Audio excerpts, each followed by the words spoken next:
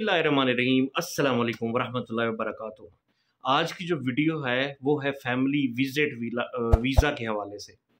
इसमें दो अहम अपडेट्स हैं जो आप लोगों को देनी है और आप लोगों ने इस पूरी वीडियो को लाजमी देखना है।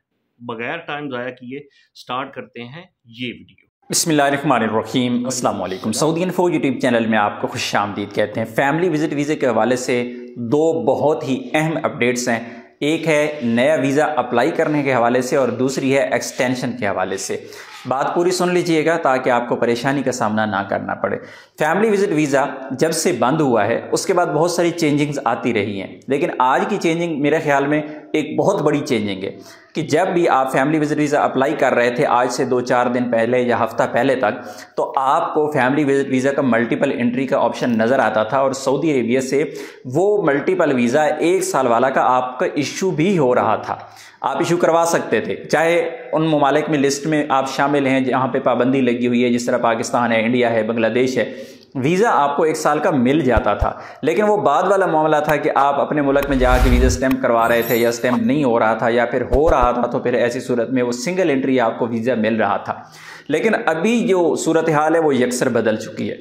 वो ये हो चुकी है कि अभी सऊदी अरेबिया ने मूफा की वेबसाइट पे सिंगल एंट्री और मल्टीपल एंट्री का सिस्टम ही ख़त्म कर दिया है। मैं आपको स्क्रीन पे दिखा देता हूँ। मैंने बहुत सारे ममालिक को यहाँ पे जाके सेलेक्ट किया, वहाँ पे चेक किया, भाई किसी मुल्क को तो मल्टीपल एंट्री मिल रहा होगा, किसी मुल्क को तो 1 साल वाला वीज़ा मिल रहा होगा या सिंगल एंट्री की ऑप्शन, लेकिन वहाँ पर वाज़ेह तौर पे लिख दिया गया है कि भाई सिंगल एंट्री या मल्टीपल एंट्री ये आपके मुल्क में सऊदी एम्बेसी फैसला करेगी कि आपका वीज़ा कौन सा लगेगा। यानी वीज़ा आपका सऊदी अरेबिया से इशू होगा, आपको नहीं पता कि वो मल्टीपल एंट्री है या सिंगल एंट्री है, सिर्फ वीज़ा है बस। उसके बाद आप ताशीर ऑफिस में जाएंगे, वहाँ पे आप वीज़ा सबमिट करेंगे, फ़ीस पे करेंगे। ताशीर ऑफिस वालों को भी नहीं पता कि भाई आपका वीज़ा सिंगल एंट्री लगेगा या मल्टीपल एंट्री लगेगा।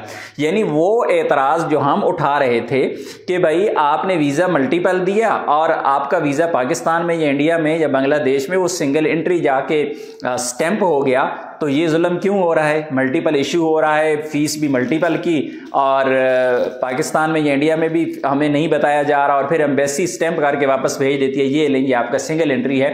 अब वो किस्सा ही ख़त्म कर दिया गया है कि भाई आपको वीज़ा मिला है, बस सिंगल एंट्री और मल्टीपल वाली बात ही ख़त्म हो गई। आप जाके जमा करवाएं ताशीर ऑफिस में, ये एम्बेसी की मर्जी है कि वो वीज़ा आपका स्टैंप सिंगल एंट्री करे, मल्टीपल करे, कितने टाइम के लिए करे, बिल्कुल वाज़े तौर पे लिखा हुआ है। उसका टाइम का भी कहा गया है कि भाई अपनी मर्जी से, ये आपके मुल्क में सऊदी एम्बेसी की मर्जी है कि वो कितने टाइम के लिए आपको वीज़ा स्टैंप करके देती है।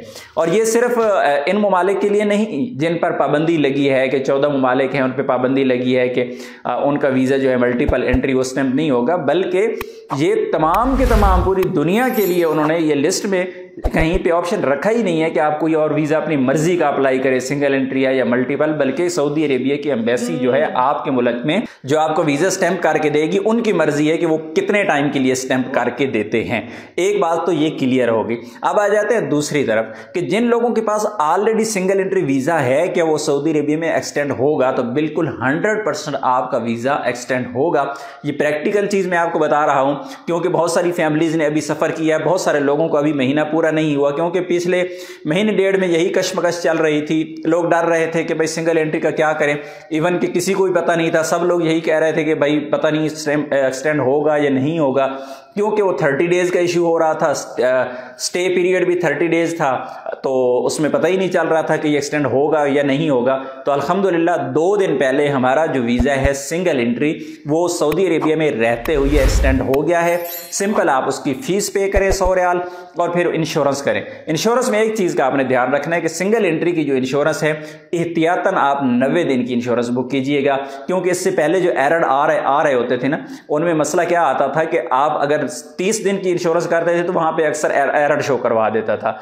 तो हमने एहतियातन अपने तौर पे ही हमने 90 दिन की इंश्योरेंस की और अल्हम्दुलिल्लाह वो वीज़ा एक्सटेंड हो गया है। मजीद 30 दिन वो फैमिली सऊदी अरेबिया के अंदर स्टे कर सकती है। और एक बहुत ही अहम सवाल जो अक्सर लोग मुझसे पूछ रहे थे कि भाई फैमिली विजिट वीज़ा पाकिस्तान में मल्टीपल एंट्री कब स्टार्ट होगा, ओपनिंग कब होगी, कब से दोबारा स्टैंपिंग स्टार्ट होगी। तो भाई एक नया कट्टा खुल चुका है।